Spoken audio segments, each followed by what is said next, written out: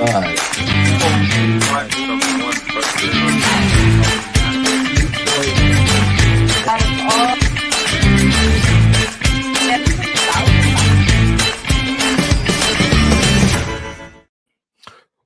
is up, everybody? Yours truly, Air Raid Mike here, your host of the unscripted, unfiltered, 100% authentic, the Air Raid Attack podcast. And we got a fun show ahead of you.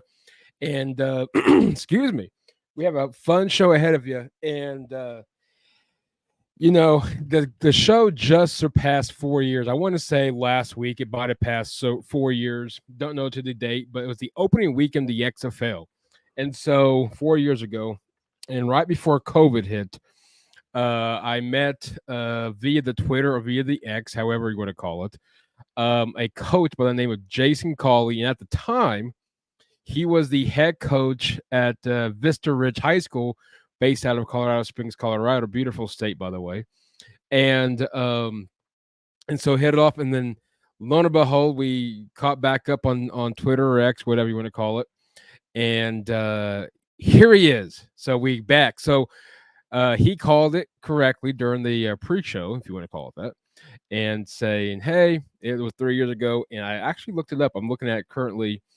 And February 24th is what I said. Yes, February 24th, 2021, he was on. So without further ado, let me introduce you to today's guest, the head coach of the MaClay School in Tallahassee, Florida, the one, the only, Coach Jason Cauley. Coach, first of all, I got a longer beard than I did probably 3 years ago. Definitely have more gray since 3 years ago, and you have less hair from 3 years ago. But long story short, what is up, Coach? Oh, nothing much. I really appreciate it, Mike. Thank you so much for having me back. And it's I had fun the first time, and it seems like I was thinking about it. I was like, man, just seems like so many years ago, but it was only, back in 2021, but it does. It's so much has happened in the past 3 years, and it's great to be back. And I'm I've been following you all along. It's great to see that you're striving and you're doing good stuff, man. I really appreciate you having me back on and having me a part of this. Well, absolutely. And, I always tell people, who knows where this is going, the end all be all, but I've met phenomenal people. You're included in that list along the way. So, if that's where it ends, or if that's all that what is, hey, I'd rather take that than the fame and everything else. But, I am ecstatic to have you back on. And unfortunately, I was hoping to get up to Colorado. Well, I did get up to Colorado, but not Colorado Springs. But none. Long story short. So, without further ado, I'm sure you watched the Super Bowl. Yes. Along with the rest of us that did, whether we liked it or not, that's beside the point. Recapping the Super Bowl, Kansas City, of course, repeating. First time since the Patriots, and then, of course, previously the Broncos. What was your take on the Chiefs season this year? And, what is, I guess we can say, is this now officially a dynasty that we got in Kansas City with Andy Reid, Patrick Mahomes, and company? I'm going to go ahead and disclose that officially I'm not a Chiefs fan. And I'm not. And I can recognize greatness when I see it. Right. There's definitely greatness there. But, I've throughout the past, there's been people that I've started out not liking and ended up liking, like Peyton Manning. I didn't like him at first. I didn't. Then I saw his personality and how funny he was off the field and everything, and it just kind of drew me to him. And I already knew he was great. And that's kind of like Patrick Mahomes. I'm not a fan, but I can see his greatness. Right. The dude is great. You don't give him any room. You don't sit there and try to go, 3 and out, 3 series in a row and think you're going to win a game. Not against that guy. There's always a chance when you have Patrick Mahomes. So I recognize their greatness, and I watched them throughout the season, and I didn't think they were as near as good as they have been. But, saying that, I'm not a LeBron fan either, but you go back and you let LeBron stay in it and you get him in the playoffs, and there's always that chance that they're going to win the championship. And I put Mahomes and LeBron in that same category. They're one of the greatest to ever play the game. And I never wanted to say that about Mahomes, but you kind of got to now. Mm-hmm. Him paired up with Andy Reid and the rest of the crew with, I guess I got to throw Kelsey in there with that too, but it hurts. It hurts. But, like I said, they're not my cup of tea as far as like my favorite, but man, they're good. And it's like with the basketball, I watch to try to watch somebody lose, and it's always disappointing because it's always the great ones that you want to lose and they don't lose, and then that's the same thing with the Chiefs. Yep. Watching the game, I really thought that the 49ers were a better team.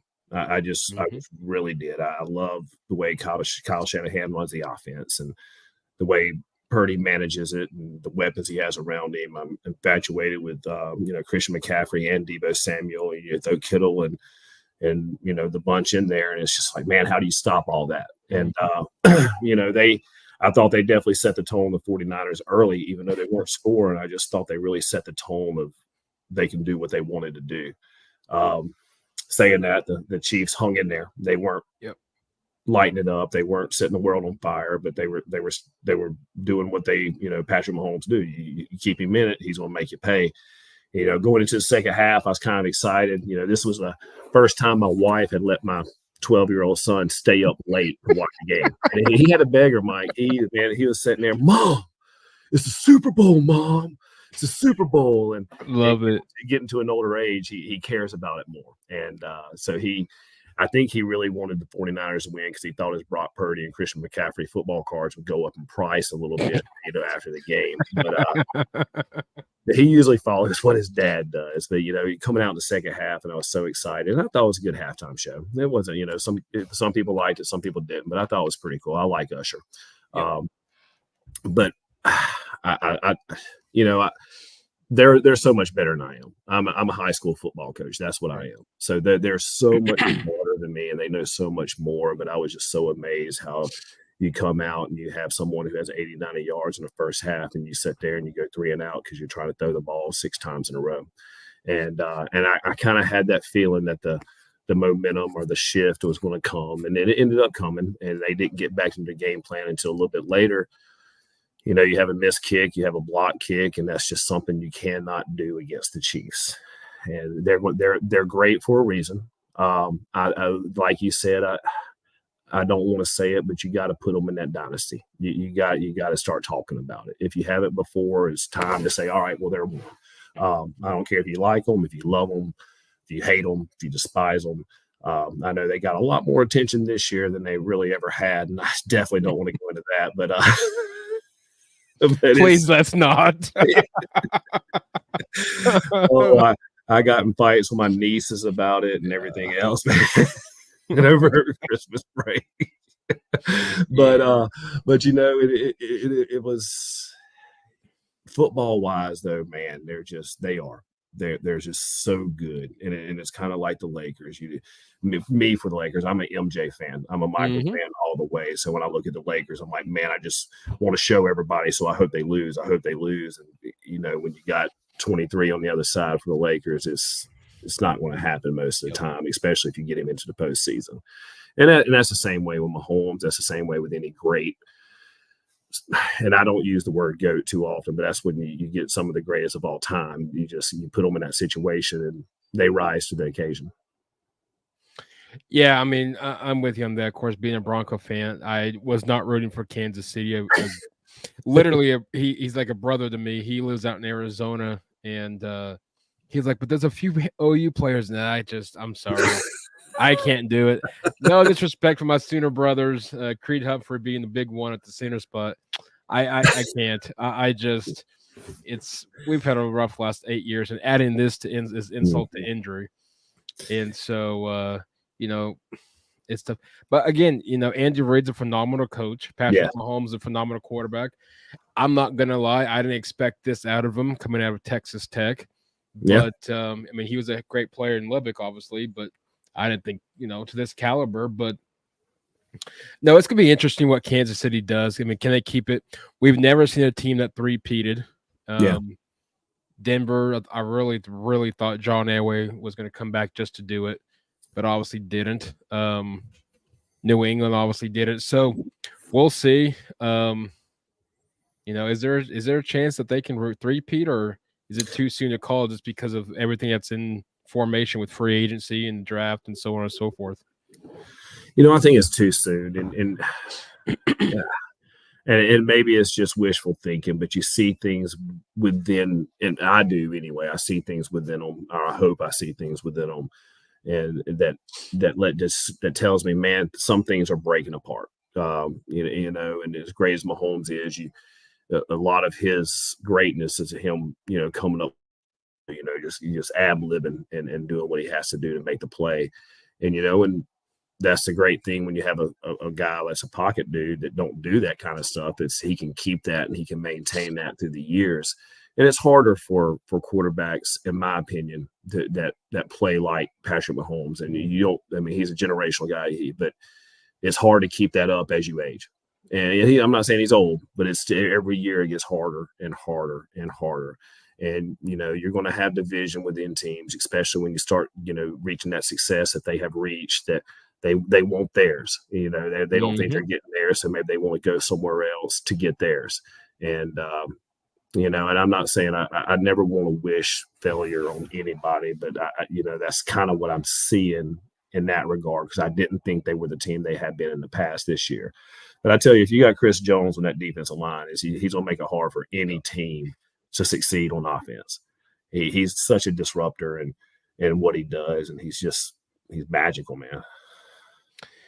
Of course, switching, real quick, Kansas City, of course, back to, the runner-up, if there is such a thing in the Super Bowl. But San Francisco, of course, Coach Wilkes is out as defensive coordinator.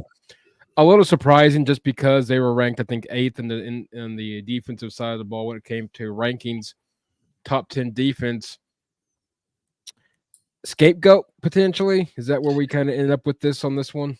When I first saw it, that's the first thing that came to mind. But I'm not in the minds of those guys, and I don't know what goes on behind the scene. You know what I mean? But you definitely got to think that, because when you think of San Francisco, you think about controlling the ball and you think about playing great defense. And they didn't, even in the Super Bowl. I mean, to hold Mahomes to what they held him as, most of the game, it's not like they played a bad game on defense. But you never know what goes on behind the scenes. For me to sit there and say, yes, it was just a scapegoat thing, I don't know. I hope not, because that's just ruining, not ruining a career, but that's putting a damper on someone who's done an amazing job throughout the career, and just to put it on him, just where you won't feel the heat. I hope it's not a scapegoat thing. I hope it was, something more where he wanted to depart or something else. I would hate to see someone lose their job after doing such an amazing job and for so long. I mean, the guy's done it all year long. So I got to ask you this, because you're obviously familiar with the Rocky Mountains. I know, you spent some time in Colorado. We'll obviously talk that here in a bit on the show as well. The Denver Broncos, Sean Payton, Sean Payton, first year in Denver, and it didn't go as what a lot of people planned. The Russell Wilson experience has not even lifted off. I don't know where it's landed, if anywhere. And the list goes on. I still think offensive line issues, but the defense is trying to hang on, but they can only do so much. Question 1A. Where in the world does this Denver organization go? And number 2, should they trade up high and give up, I'm sure, quite a bit to try to grab their franchise quarterback potentially, even though we've seen a ton of lists of quarterbacks? They're starting to be like the Cleveland Browns, getting that list long. They've seen quite a bit come through Denver. What's the issue in Denver, in your opinion?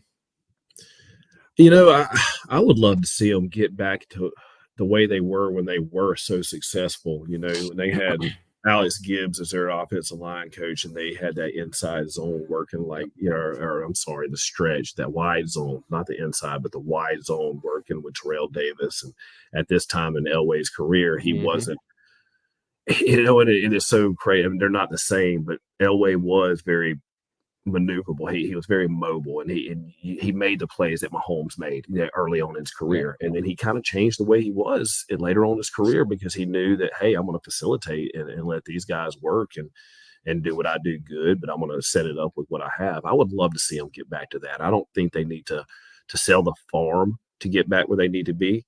I do think they need someone else running the offense or running the show, but I don't think they need to trade everybody up to get that one guy, because in my opinion, I don't see that one guy in this year's draft that is that guy. I just don't. You look at Caleb Williams, you look at Penix, you look at you look at Drake May, and I love Drake May. I was being an air raid guy, seeing what he did in North Carolina, I loved it, but I just don't see selling everything just to get that. I mean, I think you can sell a few pieces to shore up the offensive line. And I think that's a big thing of it, I think they need a double-headed back, working in the backfield, and and I there was parts where I liked Denver. There was, I'm a Patriots fan, so there was a lot that Brady struggled beating the Broncos. So that was always that thing with me. The Broncos. But I had my time where I liked the Broncos too, because I was an Elway fan.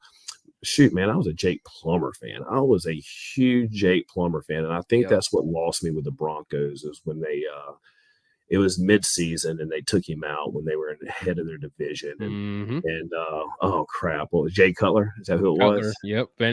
Out of Vanderbilt. Yep. Put Jay Cutler in, and that kind of gave me that, oh, I hate you now, Broncos. Why'd you do that? And then they ended up not making the playoffs. Not saying that Plummer would have done it, but at the time they were set to be in the playoffs. But no, I don't think they need to sell it for him right now. I just don't. Because there's more things to fix than just a quarterback. And if that guy's not in the draft right now, don't ruin yourself for the years to come. Just know that it's a process.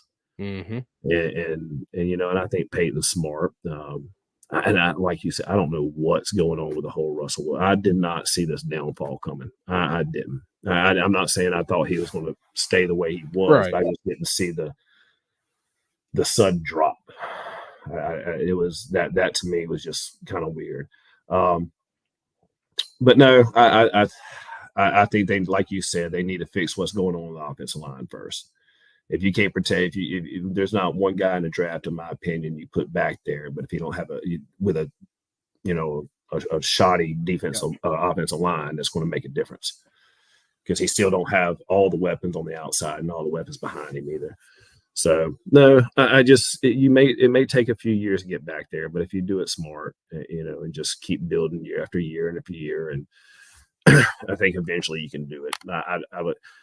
I definitely think they need a new guy at the helm, though, being a quarterback. I don't know who it's going to be. I mean, there's people out there, but just get somebody that can manage it.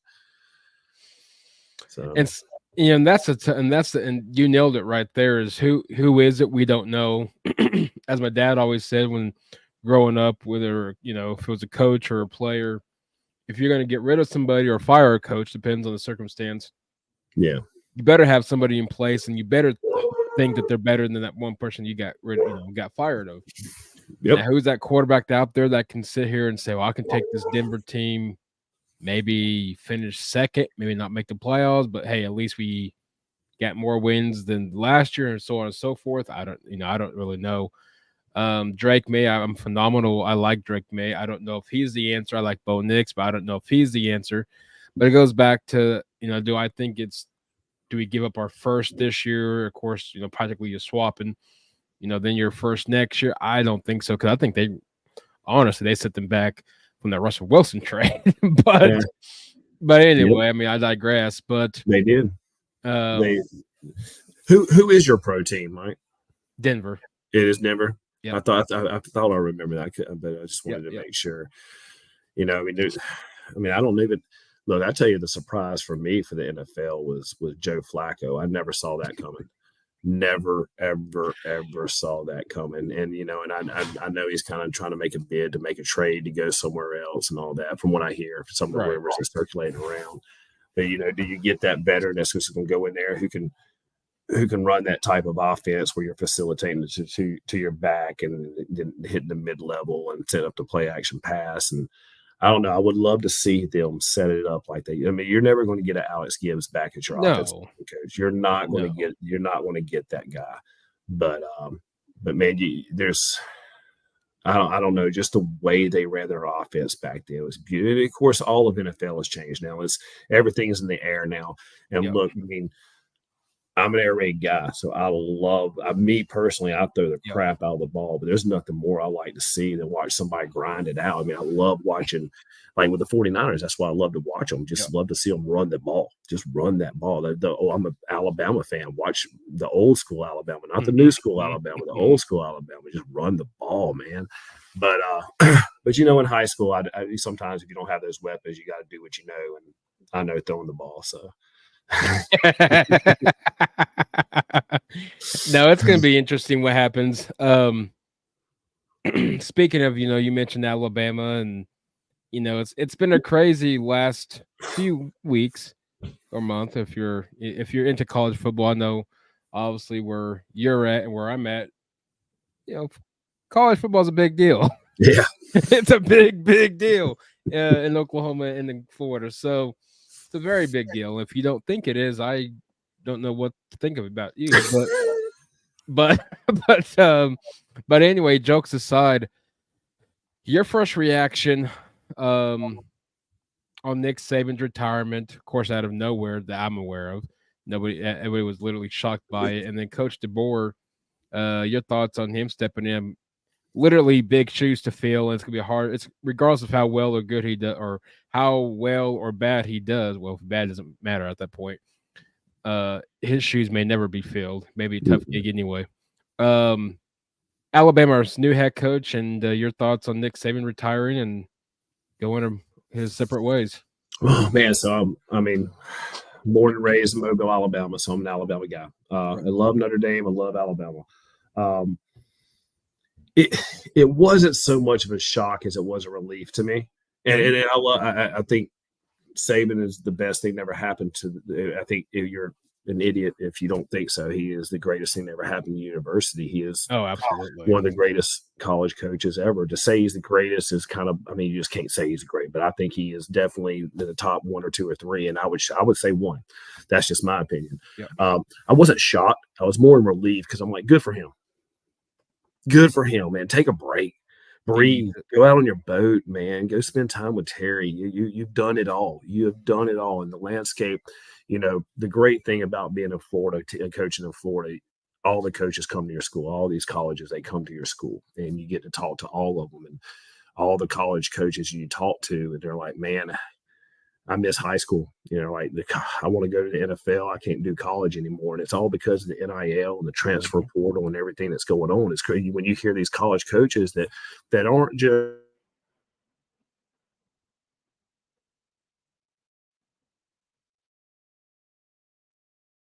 Yep. May froze right there. Let's see. I think he has frozen. Coach Jason Cauley, the head coach of MaClay School in Tallahassee, our guest, and I believe he is frozen there at the moment. But we'll keep things going. Of course, Alabama, if you've been sleeping underneath a rock, you missed quite a bit.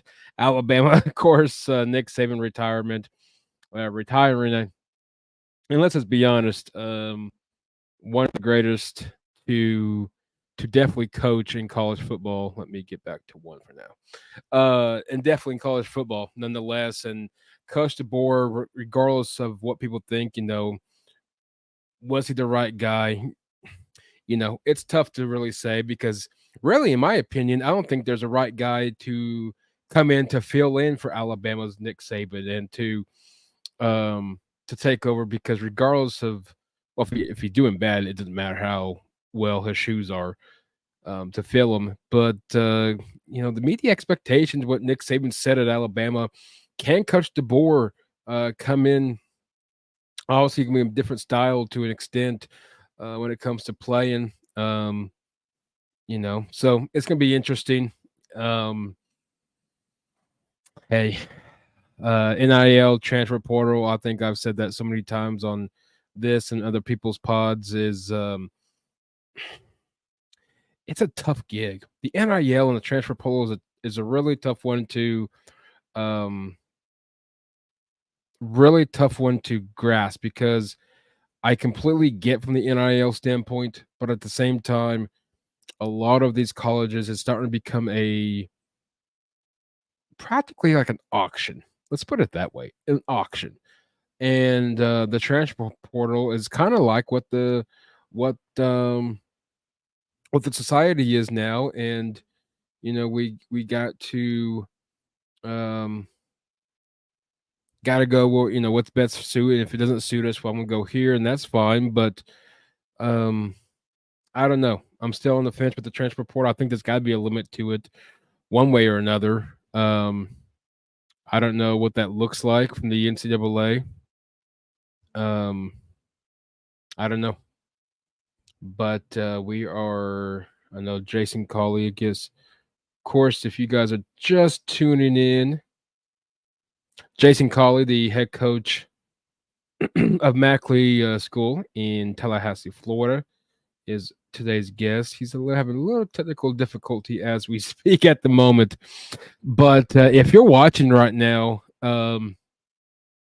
below whatever platform you're watching it from, whether it's YouTube, Facebook, X, which is Twitter, if you didn't know that, or Twitch, I'm curious. Let's do Q&A. Q&A on the bottom. Type in where you're from, questions, thoughts. The SEC, Texas Athletic Director, believes that the SEC will go to a 9-game conference schedule starting no earlier than 2020 or no later than 2026. We may see that in 25 after this season.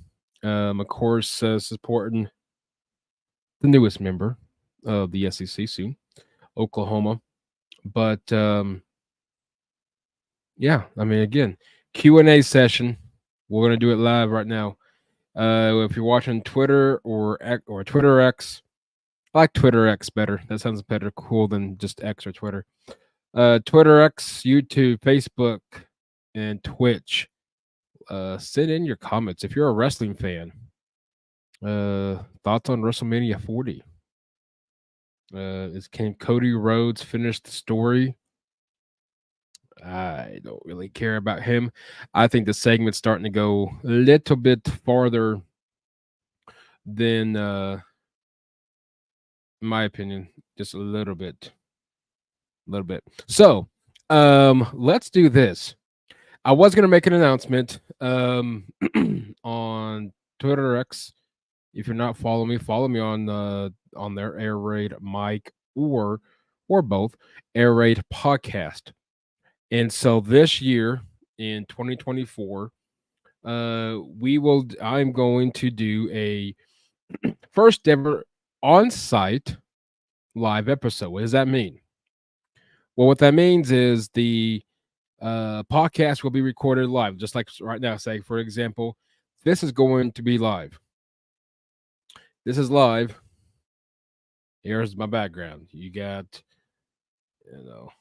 Memorial Stadium there, Denver Bronco, Jersey, OU. Cool. So that's obviously that's on site, so to speak. Well, what I'm going to be doing is doing on-site episodes in the stadium background somewhere. We're going to try to. The goal is to try to get the stadium in the background one way or another. Now, I'm sure there's probably rules, regulations, stuff like that, which, of course, I'll make sure that nothing is, nobody's any issues and stuff like that. No, so, But November 23rd, I will say that November 23rd, the hosts of the Herb and Raj podcast, my good friends, Herb and Raj, will actually be coming to Norman, Oklahoma. Whoa, Norman, Oklahoma for the Alabama Oklahoma game. And I would imagine, as much as everybody else is, should be a night game. You would imagine, but um, the point of the story is I believe they're coming. I have to touch base with them and get all the final details. But is that we will be doing the first live on-site episode now. Road games. So that's official. There's Herbert Raj on-site in Norman with Air Raid as the on-site live episode at Memorial Stadium. Now, at the same time, road games. What does that look like? We're still in the works. That's good. That's we could see Missouri being a big one. Just right straight by 44 to Columbia, potentially on that one. I think that's the closest one. Now, what would be cool? Dallas and Texas. Down Dallas, Texas, the Cotton Bowl. So we will see, but that's just a few of many things that's coming around for the podcast.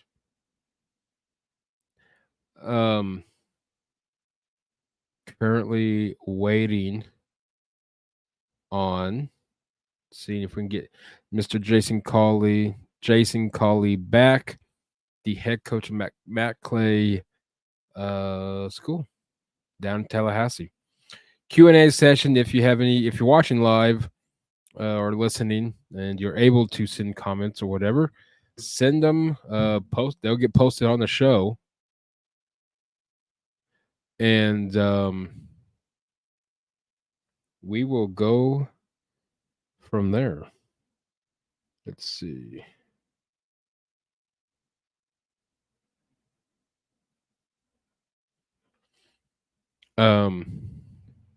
Keep this up to see. The Denver Broncos. I don't know what the Denver Broncos are going to do. I know that definitely got to figure out that quarterback position, whether it restructures Russell Wilson's contract. I don't know if that's an option or not. Or I don't know. I would imagine that I wouldn't think that would be. The running back core I think is fine. The receiving, is Cortland and Judy still your top two? Marvin Mims I think is going to be a phenomenal receiver. Once he gets in the group. So let's see, update. So his screen's not budging. So it could be a technical issue. We'll shoot 10 more minutes. Watching on the live, comment below. Questions, thoughts. The NFL script, if you guys believe in that, is the NFL scripted? I couldn't see why you couldn't see why you wouldn't think that. The college football. What's your thoughts on the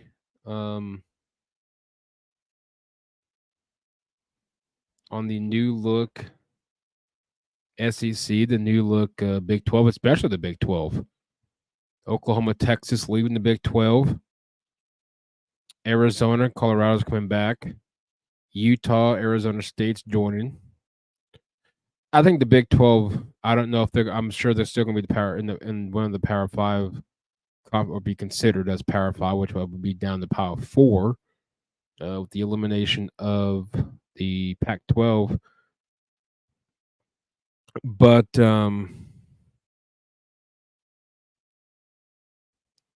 think the Big 12 is really the one that's going to be wide open. Arizona, I know they've um,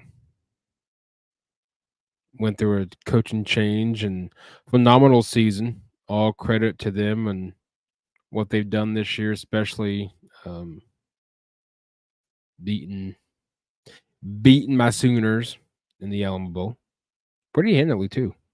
I might add. But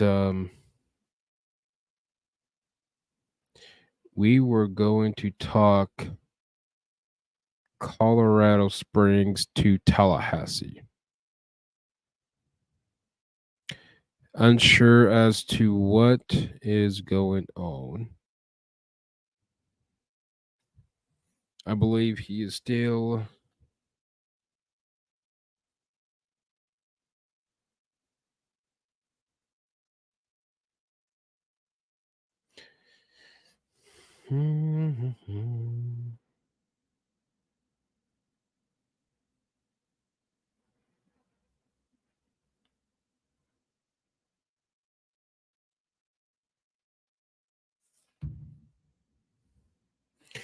We may, after these short messages, we might have gotten back on. Hey, I got you on my phone now. Hey, I was trying to there we go. I was trying to carry this combo. I think my listeners probably who is out there think they fell asleep on me. I think you're the main attraction there, coach. Yeah, it was yeah, I don't know what happened. My screen just froze and I was sitting there waiting. I couldn't move the cursor at all. And I'm like, all right. Well, I was just sitting there and I'm like, well, let me try on my phone. I don't think it'll work, but let me see. But it worked. So nice. It's all good. You got those things happen. I'm not even concerned about it. But I think when we left off, you was asking me about Saban and all that, and like, and I was saying, I was glad for him. And a lot of people in the Alabama community were a little upset because they didn't know much about DeBer and all this, and you know, it wasn't like I was super excited. It wasn't like, oh man, this is the best hire ever. But the guy's won everywhere he's been. He's won with less, and like, give him a shot. I mean, you're not going to replace Nick Saban. Nobody's going to come in there and be a Nick Saban.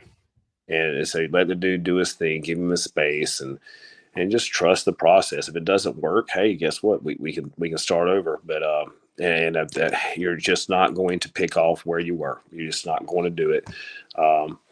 Just know that the guy has his own way, and he can probably get the job done if you just let him do it. He's done it everywhere he's been. He's succeeded. So let's give him a shot, man. Let's just sit down and enjoy the ride and say it's going to be different. And you know, and I've always been attracted to Pac-12 football anyway, just because I like throwing the ball. And so it's going to be a thing. It's going to be interesting. It's you know, I think, you know, I know they started throwing the ball more once they got Tua and a few other people, but you know, this guy, he brings a different approach to throwing the ball. So I like what he does, and interested to see what he does with the talent that he has.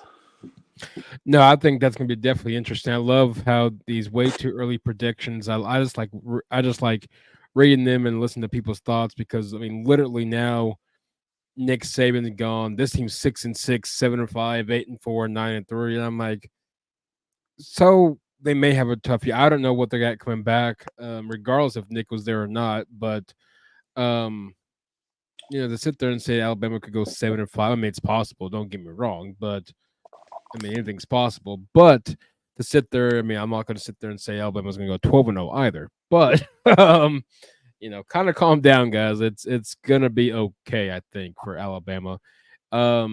You know, lots changed in this soon to be 3 years since you were last on. The college football landscape, as we know it, has completely bonkered out, and we see so much now that I don't know where this sport's going.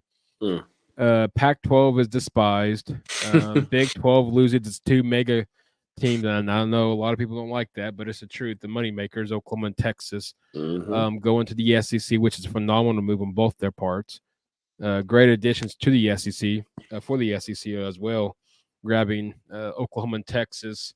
The ACC, of course, you always start to hear rumblings now. Florida State trying to get out, and is that going to be North Carolina's and Clemson's green light, and then the rest is history from there. The Big Ten adding really the only best teams, for the exception of UCLA and coming there. But what's your thoughts on the landscape's direction of college football? And being a high school coach, you're really close to it, just because due to recruiting purposes, regardless if it's NCAA D1A, D, or FBS, FCS, and lower tier. But you're obviously closer than I am, connection wise. As a high school coach and as a fan of the game, where in the world is the college ranking landscape going? And is it for the better, or are we going to start seeing it for the worst?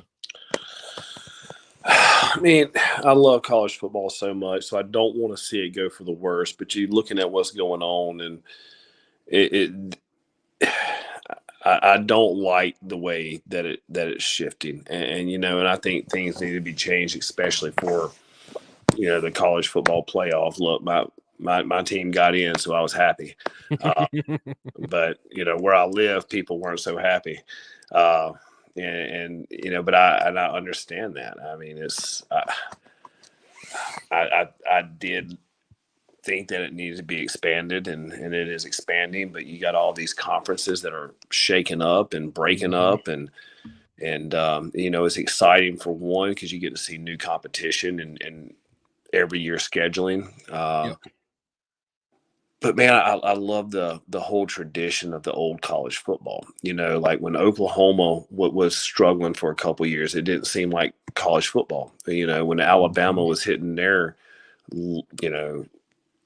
low time, with their carousel of coaches and the Mike Price and all that, it didn't seem right. The same thing with Texas. I mean, I'm not a Texas fan, but it don't seem right when they're not good. Look, Nebraska. Nebraska. I would love to see the old days of Nebraska's mystique come back into college football, and I think that's when college football is at its best. I don't know what's going on with ACC. I mean, the lawsuits that Florida State's going through with the ACC, trying to get out. Are they going to get out? They may get out. They're not going to get out. I don't know. I'm a little bit closer to Florida State than I have been in the past. I had my quarterback and lone snapper for my first year here in Florida this past year that were freshmen at Florida State this past year. Very nice. And it was, my quarterback, his brother is now my quarterback. And it's pretty cool because we're actually going to Ireland the first game of the season, and we're playing. Oh, I'm so jealous. I'm so jealous. We're going to Ireland, and it just so happens Florida State and Georgia Tech play the College Kickoff Classic basically in Ireland. And we're one of the featured games the day before on that Friday. And, we get to have the banquet and then get to enjoy the Florida State game. So my quarterback from not this last year, my first year in Florida, 2022, he's at Florida State now. And the kid can play. He can play. Now, his little brother was my quarterback this year as a junior. Now, he's not a traditional quarterback. Nobody thought he loved receiver. He didn't think he wanted to be a QB because he didn't want to walk in his brother's footsteps. And I know how that is. But man, first year as a QB quarterback, his junior year, he threw for 2,500 yards and 22 touchdowns, and he run for 1,000 yards and another 13 touchdowns. So it's going to be pretty exciting to have that little combo on a Friday and Saturday game, kind of showcasing and representing our school. So I've kind of gotten closer to Florida State, and you root for them when you have players that you've coached, playing for the team. So it's that kind of got me into the ACC and what's going on into that. And, I honestly don't know what, like you said, I don't know if North Carolina and Florida State's going to split, where that leaves Clemson. And It's interesting to see, but I hate to see that the old school football is no longer. It's just kind of like, oh man, it was so good for so long, But everything changes, and I'm not saying it's going to be a bad change, but it's just to be skeptical is kind of normal about that. So I don't know. I love seeing Texas and Oklahoma in SEC because you take those two juggernauts and you put them with these other juggernauts, and how LSU and Alabama and Georgia and all these teams will battle out. Hopefully, Florida will get back to the status that they were at one time. And being in Florida now, you're getting to see that battle of Florida State fans and Florida fans. Like, oh, well, every state's crazy then. It's just not Alabama. It's like every state's crazy. So it's pretty cool because I've coached in so many different states now. I mean, it's been Alabama, Hawaii, and Kansas, Arizona, Colorado, and now Florida. So I get to see how the landscape of athletics from every single, especially football, from every single state stands. And I could probably, without a doubt, I can say that the Florida and Alabama fan base are definitely the most passionate of the state that I've been in. You mentioned real quick, Alabama and of course, Oklahoma, Texas. I think Oklahoma, Texas will be fine. Yeah. Not, as much as I don't like Texas, I despise of them. Baker Mayfield said it perfect. His Heisman year is, I don't like him. I don't want nothing to do with him, and it's the rest is history. So, but but rivalry aside, I think Texas will be fine. I think Oklahoma's going to be fine. They always say, I'm sure. I don't think you get much Texas OU stuff down there, but Texas, their claim to fame is they're a step above us when it comes to being SEC ready.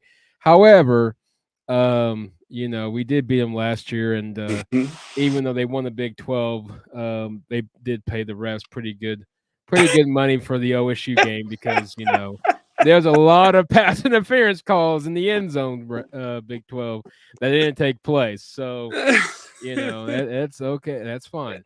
But anyway, jokes aside.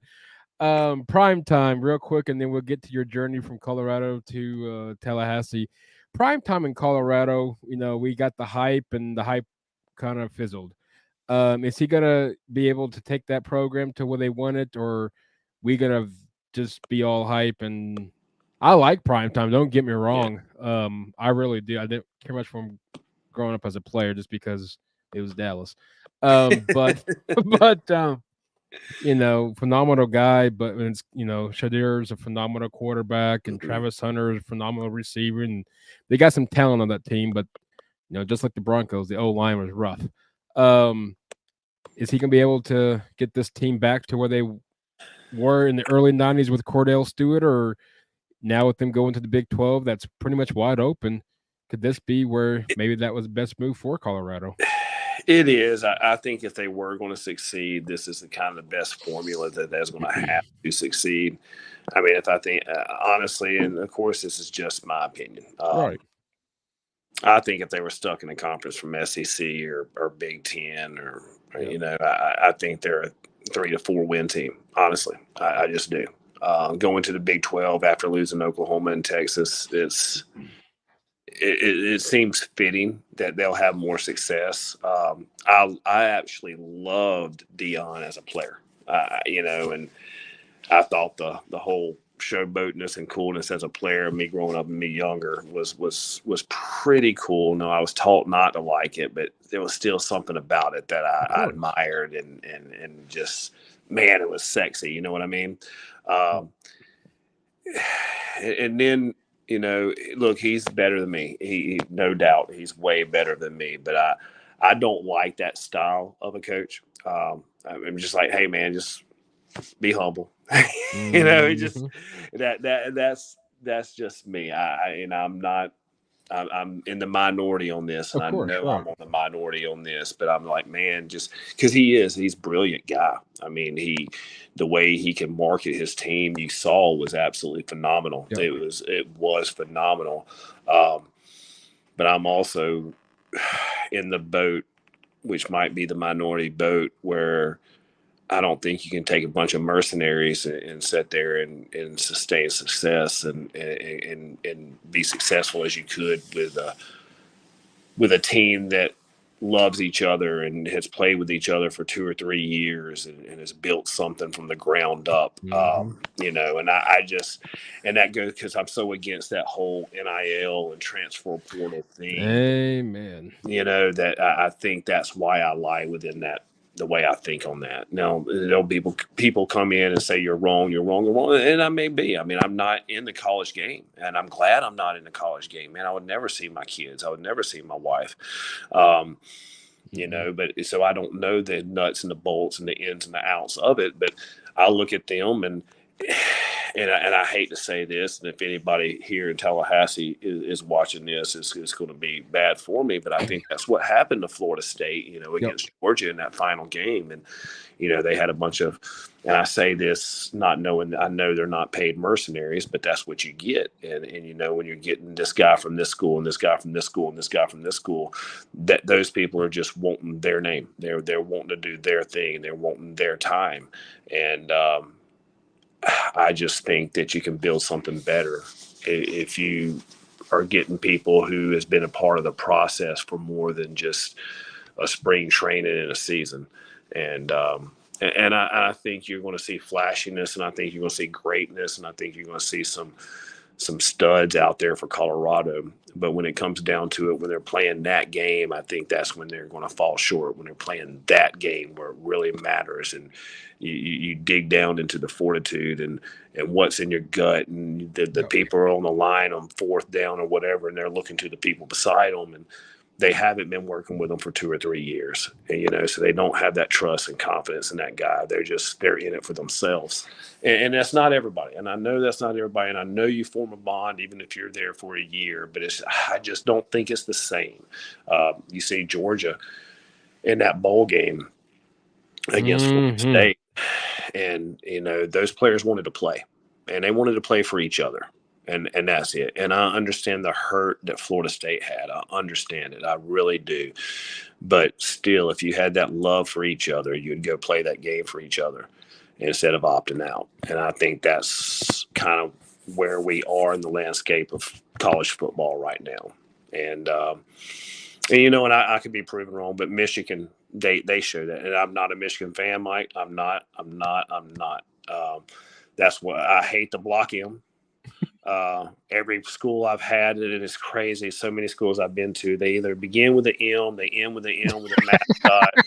They're always blue. One was blue and maize, just like Michigan, and most of them has had that block M. And I've always changed that block M from whatever school I went to. I'm like, yeah, I'm not having that block M on the helmet. I'm not doing it. But man, just see the model that they had, and those guys love playing for each other. And, you know, you got Corum and McCarthy and all these kids that just play with each other for 2 or 3 years, man. And I think that means more than when you had some hired guns from the NIL that comes in and is trying to get that money and want to go to that next level and more about themselves than they are about the program itself. And I think that's where we are, unfortunately, in the college game now. No, I think so, and I'm 100% with you on that. And you know, I got a good buddy of mine, D'Artagnan Tinsley, starter on the O line for Cincinnati, and you know, I appreciate him letting me be open about that, because you know, the NIL, in my opinion, is absolutely really killing these programs that probably had no chance of getting 4 or 5 stars anyway. The Buffaloes, the practically the whole MAC, and you know, others as well. But now you throw in money, and you know, I watched the video of Kevin Wilson, the head coach of Tulsa, and you know, he practically, you know, somebody was telling me, well, you had a 4-star, 5-star, somebody like that, and in the transfer portal, and how the conversation going. Practically, Kevin Wilson took, you know, read the conversation on the phone, or on the, you know, read the text messages to the reporters, and he practically said, you know, in layman's terms, you know, summarize it all up, is the athlete reached out to him. I'm not sure who it was. Athlete reached out to him.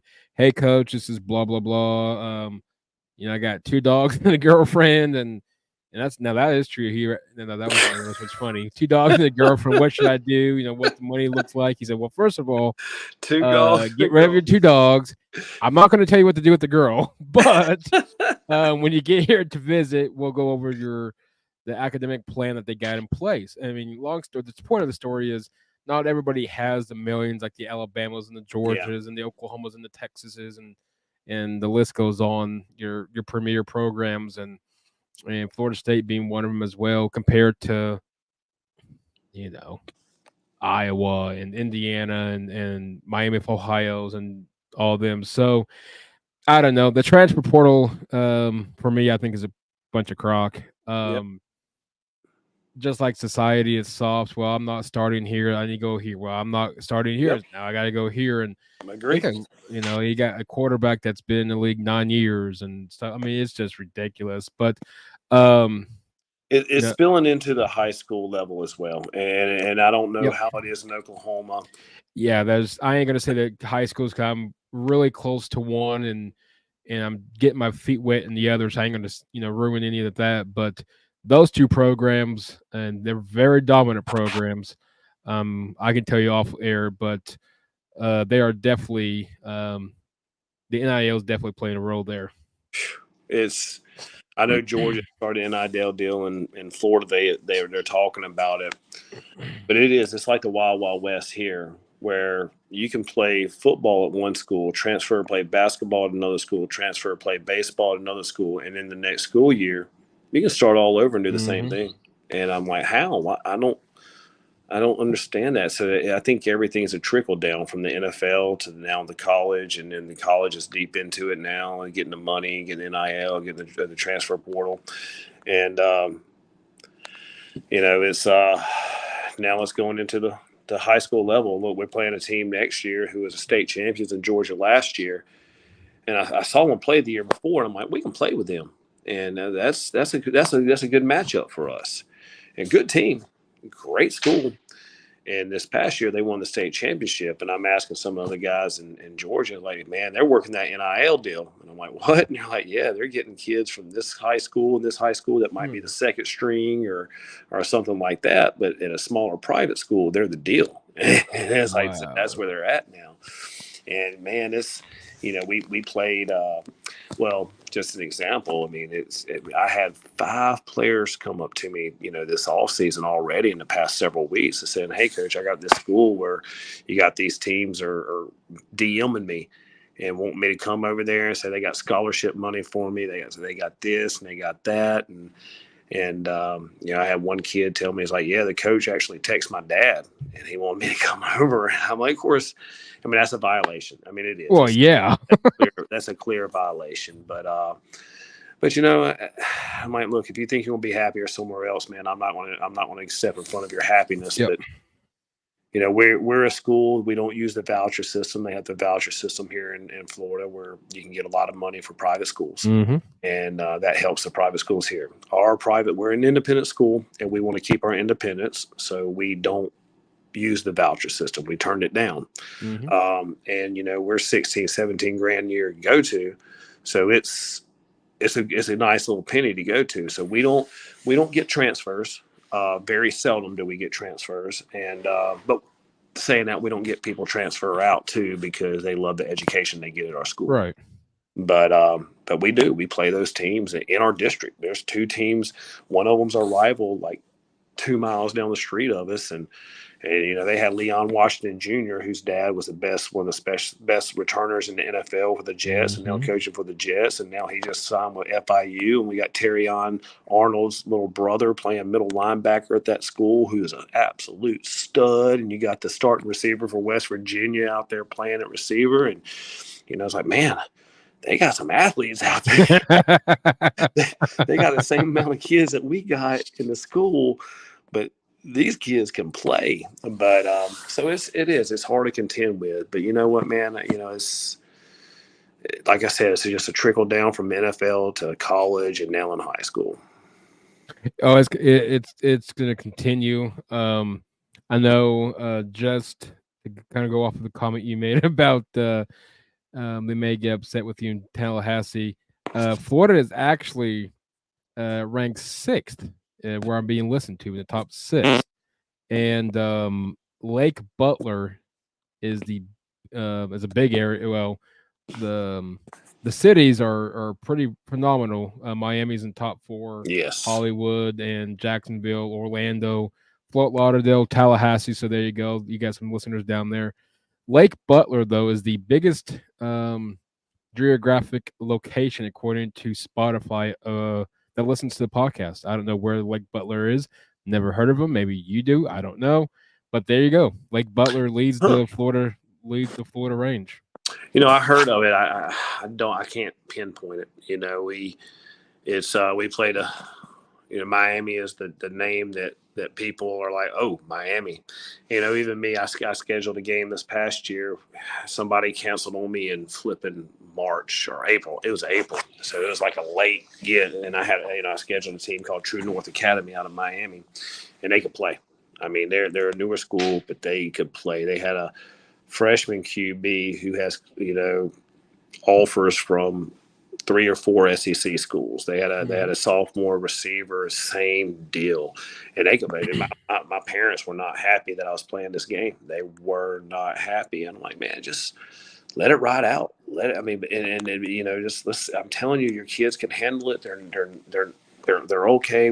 They're better than us. Yeah, they're better than us. They on paper they are way better than us. But your kids are pretty good, and I tell you, we did phenomenal against them. We was in the red zone 6 or 7 times. Only scored 3 or 4 of them, but they beat us. But it helped us throughout the year. But Florida in itself, man, you can go. We're 1A school. Mm-hmm. 1A school. We just switched classifications again. They did something different because Miami was winning everything, and a lot of people didn't want to play Miami schools, so they went from metro to suburban to rural schools. So you go to 1 to 4 metro, 1 to 4 suburban, and 1 to 4 rural. We was in suburban, being in Tallahassee, and that includes Pensacola, a little bit of Jacksonville, a little bit of Tampa. But the metros, you got your Orlandos, you got some of the Tampa and Jacksonville, but definitely Miami and the areas around there. And those were known as the bigger schools. But man, now we just switched back to the areas, and so we're 1A, and we go up all the way to 7A or 7A. And but man, you can be in 1A, and you're playing a team, and you're going to have 4 SEC commits on that team. I mean, we played. We was playing Monroe. We had an Oklahoma commit, and this dude was legit. He was, absolutely. Do you remember his name by chance? Oh, Amari. What was Amari's name? I'm trying to remember Amari's last name. He played for Monroe here. But he was a DB and receiver. He was a better DB. He could play anything, but as a DB, he was a stud. I mean, he was an absolute. I'll have to get back with you after this to tell you Amari's last name. I was gonna say, see how it pounded out, how it panned out. But no, man, the talent here in Florida, and most places in the South. You go to Georgia as well, and Alabama as well. My brother's a head coach of a 7A school over there, and man, it's just it's insane of just so much talent now. I love in Colorado. I had some good players. I did. I had some really, really good players, and we were one of the better schools. But you take that school that was a 4A and you put it in a 1A, and it's a battle. I mean, it is an absolute battle because you're going to see the same competition, you're going to see the same talent, you're going to see the same skill level with that 1A that you did in the 4A in Colorado. It's just I can't understand. I can't explain it. I don't know. It's just to me, it's a Southern thing versus anything else. And but no, it's crazy how things panned out when you have the bigger schools and like Chaminade-Madonna. I don't know if you ever heard of Chaminade-Madonna. They're one of the top ranked schools in the nation. Yeah. I don't know how they're 1A, but they're 1A. And, wow. Shoot, they're going to win 1A every single year. Then they're going to win state championship every single year. That's just the way it is. We played some team this year, and I'm walking out of the press box after the game. It's like 20 minutes after the game, and I see these 2 young men, and they're good-looking young men, man. You look at them, and they're both like 6'1", 6'2", over 200 pounds, and you can just see the muscles like ripping out of their shirts. And I'm like, and it looked like they had just played a game though, because one of them was in a sling, and I'm like, did y'all? Were y'all part of this team? And they're like, oh, no, we're at Florida State. We're just over here watching. And I'm like, where'd y'all go to high school? And they were like, oh, we both went to Chaminade and Donna. And they were freshmen in college. I'm like, geez, almighty. Y'all are 1A kids, man. How are y'all competing against all these other kids? But, yeah, so it's the talent in Florida and all around. I mean, you got Orlando, Miami. You got the Fort Lauderdale area, the Tampa area. We played a few games in Tampa this year. And you go over all the way west when you go to Pensacola. You got Pensacola Catholic and Tate and Pace over there who's kind of reining things. And I mean, it's just all over the state. There's just immense talent. It's ridiculous.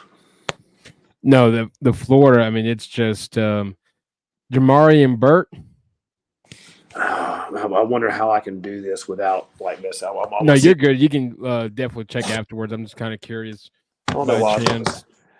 And I tell you, this thing, I'm still frozen on this one page from before on my computer. It won't even let me turn my computer off. It's like, no, this is what you're going to look at the frozen face of you and Mike for like 2 days. For 3 days. but no, it's for some reason I want to say Robinson, but it wasn't Robinson, but it was Amari was his name, and he was. Man, he put one of our best players out like early in the first quarter, and I mean, he got flagged for it, but it was probably a clean hit. It just looked nasty, you know what I mean? One of those kind of crab bags on the interception or whatnot. But or it was actually it was a crossing route, and he was coming over, and the safety was chasing, But no, I'll get with you on that name. But every single week, that's what you're facing. You're facing someone who's signed or committed to the SEC, the ACC, the Big 10, the Big 12, and and we compete with all those schools, and we don't have those guys that are committed to those. Right.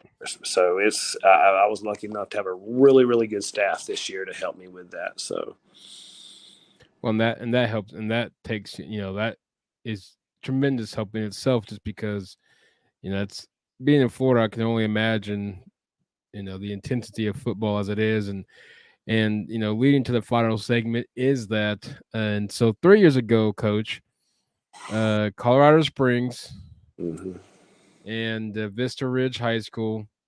Now you're in Tallahassee, Florida. So lead us through.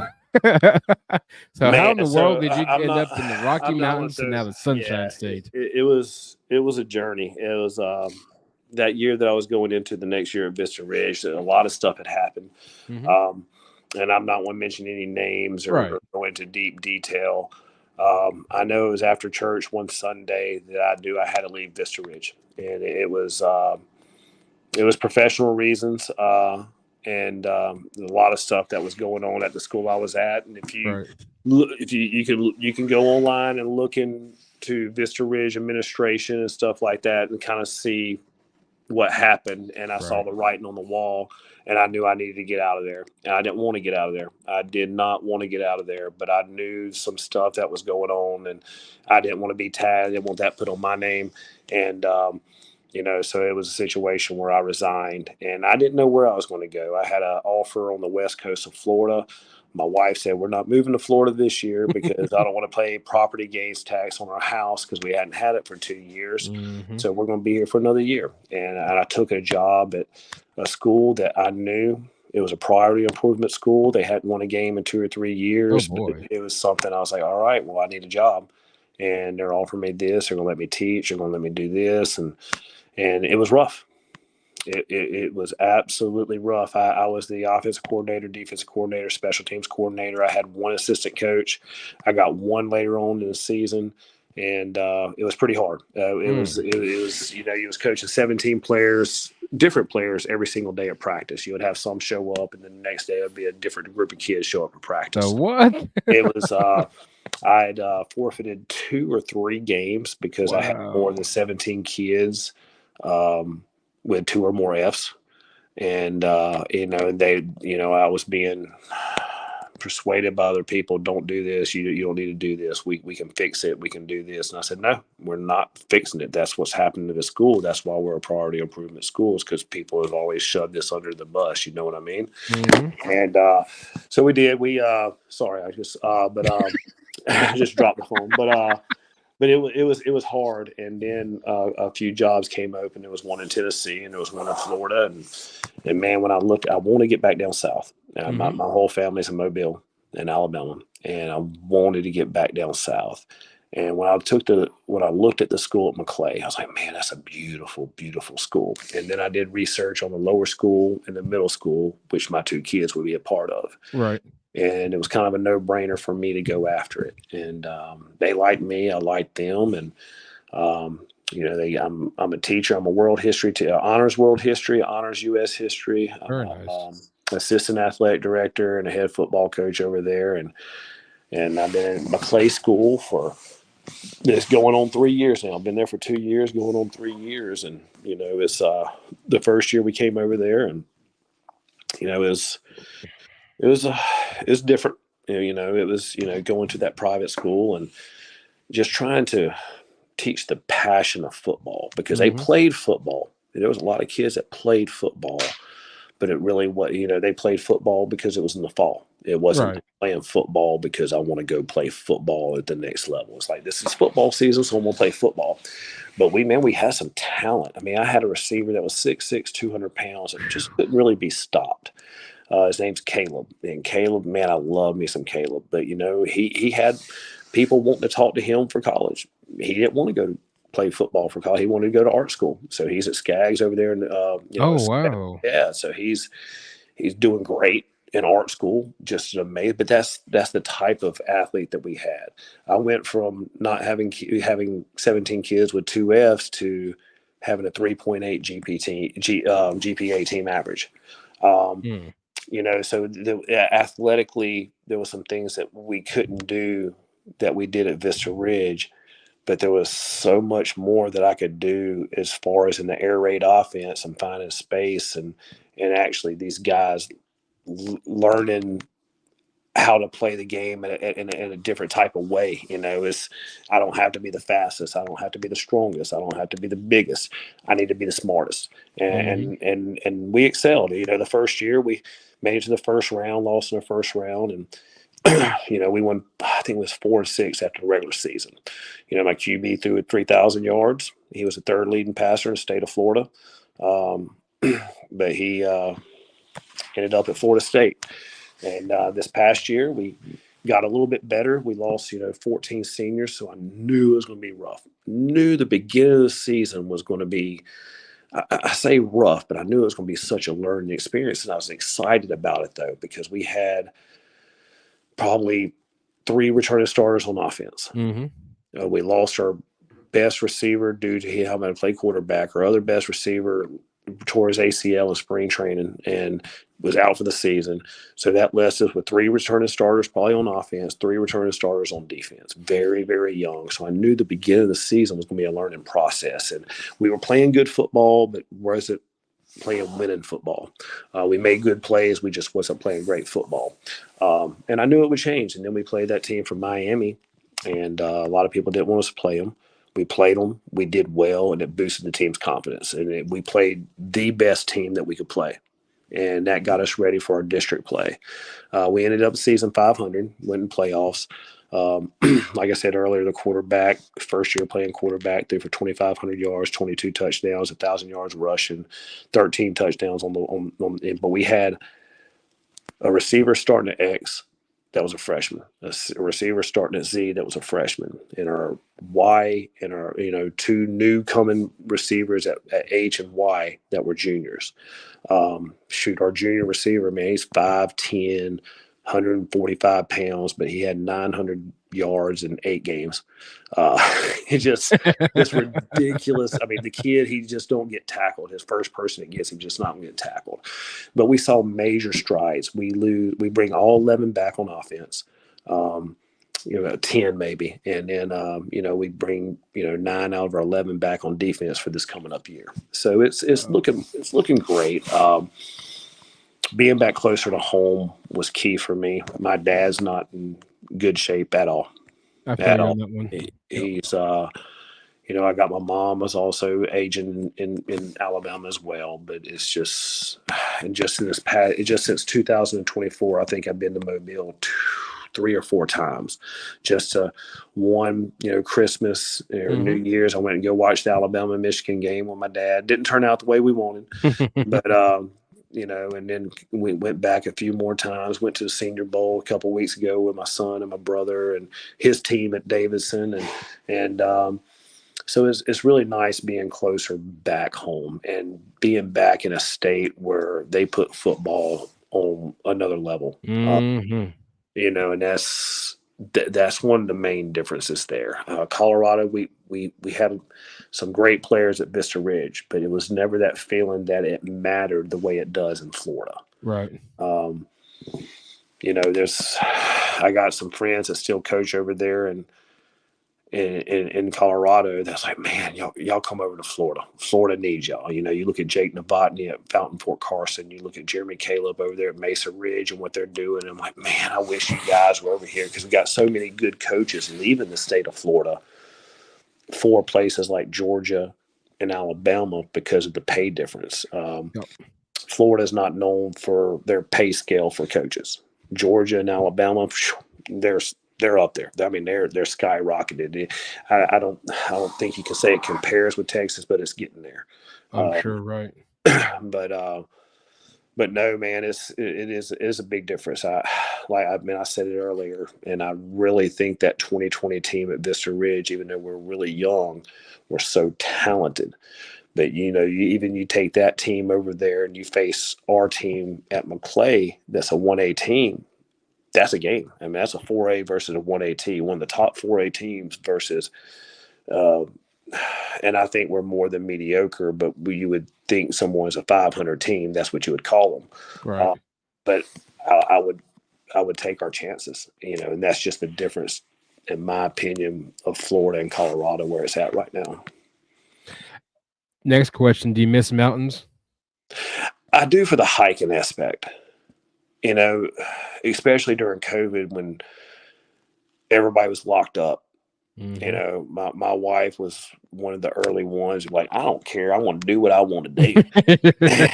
And she's like, let's go hiking. So that's how we kind of spend our time.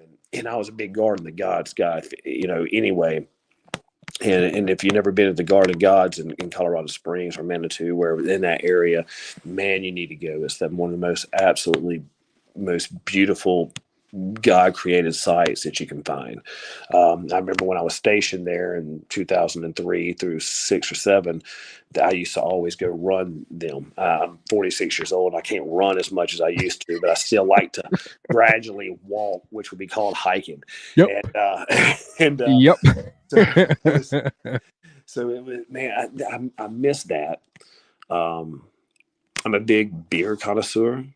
So the breweries and the brews over in Colorado, the microbrews, were it's kind of unmatched, and everywhere is getting where they're good at it. But in Colorado, it's that's still special. I don't miss the cold. I don't miss the cold. I don't miss the snow. A few buddies there I have, but it's the mountains. I mean, you miss just going out there and looking when the sun's rising or the sun's setting and just looking out there. You're not going to get that in Florida. You're not. But what you do get in Florida is you get the beach sunrise and you get the beach sunset. And to me, you can't beat that. So it's I can imagine. I've never been to Florida, but I can only imagine though. And every place is different. Tallahassee reminds me so much of Mobile. When you come in, you have the canopy roads with the oak trees just covering the roads and stuff like that. And it's absolutely beautiful. And there's so many fishing holes here, like freshwater fishing in Tallahassee is amazing. And then you got so many of our kids that have places at Alligator Point where you go straight into the Gulf of Mexico. And I had my first offshore fishing experience this past, right after Thanksgiving. And man, I caught the biggest red snapper that you could actually just imagine. Wow. And my son was out there with me. He caught a mangrove snapper and some lane snappers, and it was absolutely amazing because we started fishing, my son and I, in Colorado. And there's not a lot of spots. There's some, and I didn't know all of them. But you know, you didn't have a boat. You was, suspect of lakes and little tiny ponds and stuff like that. But you get here, when you go offshore, I can imagine. Offshore is just, oh man, it just wants you to go back, and you come home. It's like, baby, we need a boat. She's like, you're not getting a boat. I'm like, baby, we need a boat. My happiness depends on it. But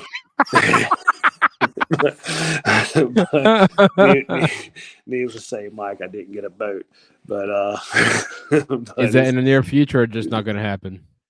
She wants one as well. She there was another couple that took us out, and just being out, she's a water person as well. Right. My wife, I can't remember if I told you when we were talked before. She's a chef, and she's like she's a 5-star chef, and she's a culinary director of the biggest hospitality firm here in Tallahassee. She actually won the Battle of the Chefs in Tallahassee this past year, which was it was so cool seeing her compete on stage and talking through her process and doing all that.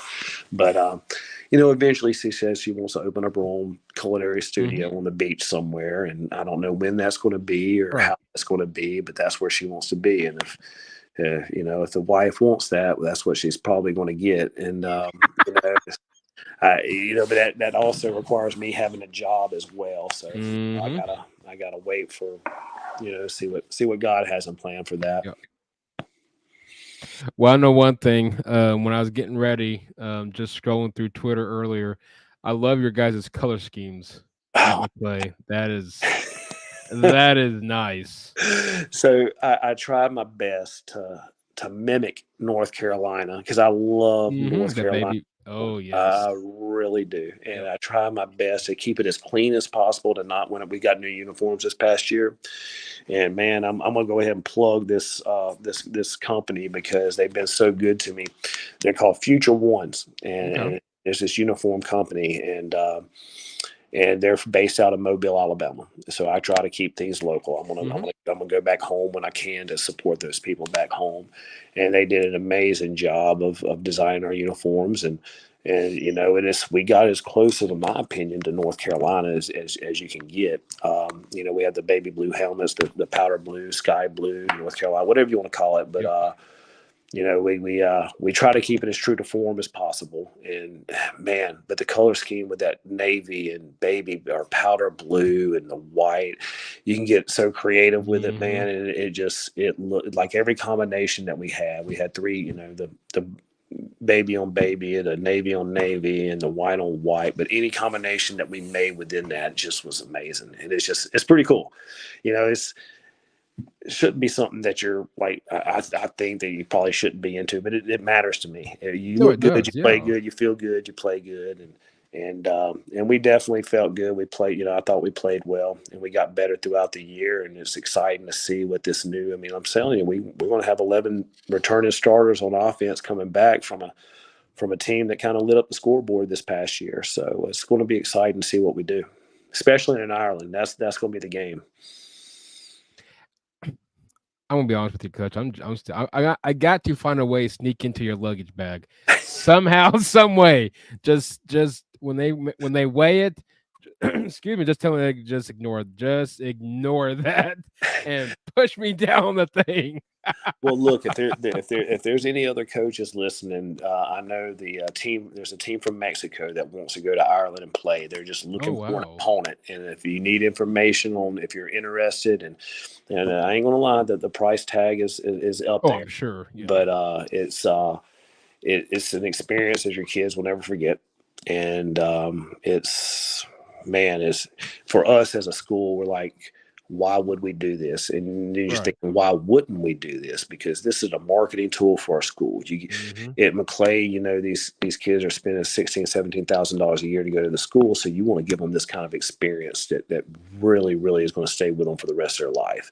And it will. And, I was great to meet up with a guy named Patrick Sternberg. He's an old quarterback for Notre Dame. He's the founder and president of Global Travel, and he contacted me, and another guy through him contacted me, and I took this to my head of school, and the head of school was very supportive, and the marketing team was very supportive. We had a lot of donors. It was like, heck yeah, let's go market our school at an international level, and that's what you get out of it. You're going to get a lot of interest. You're going to get people that's probably would want to go to your school because of this type of stuff. It's like they get to have these experiences. This is what I want to experience. And that's what I kind of wanted to do, man. I want to spread our brand across not only just Florida, but wherever we can spread our brand. That's what I want to do. And we get to do that in the beautiful country of Ireland and in Dublin. Florida State plays in Aviva Stadium the night before we play. And man, we're pretty excited about that.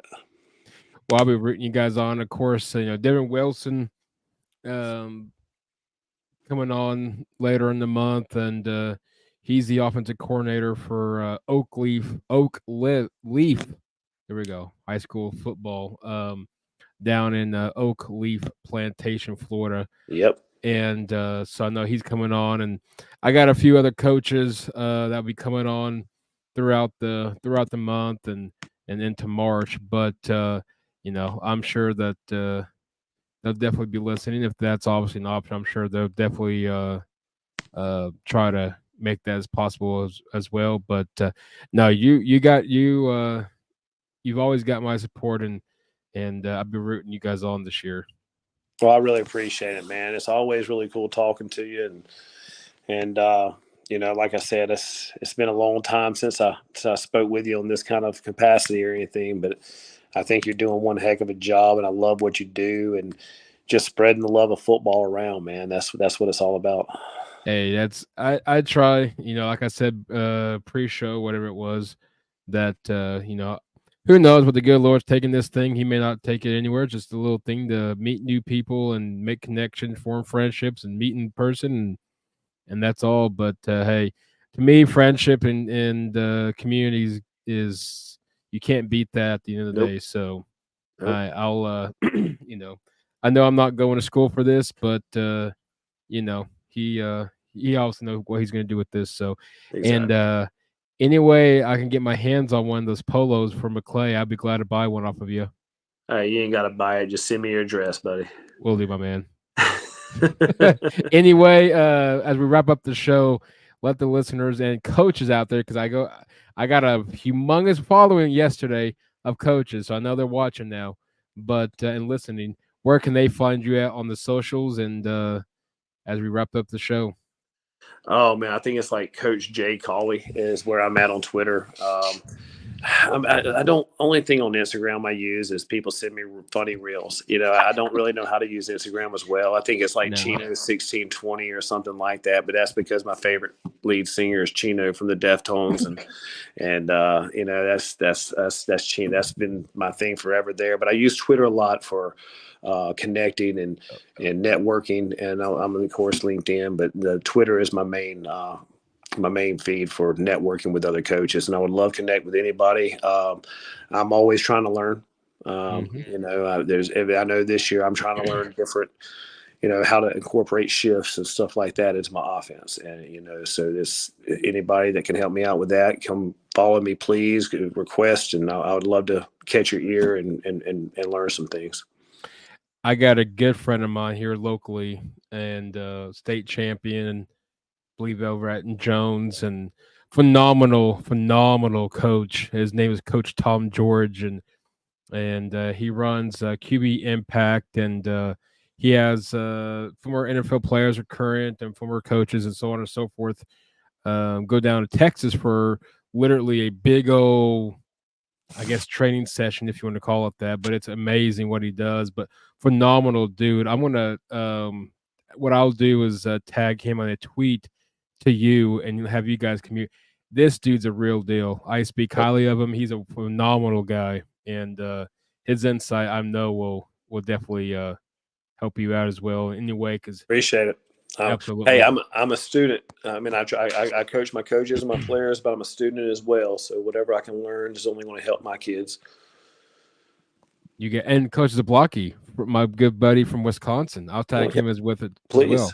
please do. So no, you got I'll definitely send him. But no, I enjoy it, Coach. Coach, you're always welcome. Shoot me a text, DM, whatever, and hey, it don't matter what day or time. Just let me know, and you're always welcome. Well, I appreciate it. Hey, you just send me your size and your address, and I'll get you a shirt, buddy. I lost weight, but I don't like it too tight, so don't. Summertime's coming, so hey, I got there. I got that, but it's always fun having you on. You've been listening to the Air Raid Attack podcast. Listen to us on all major podcast platforms. Follow, subscribe on YouTube. The guest for next week is still in the works, but you do not want to miss the big announcement of who is coming on Twitter. It's a good list, so definitely stay tuned. Follow us on Twitter X Air Raid Podcast. Have a wonderful weekend, everyone. Take care.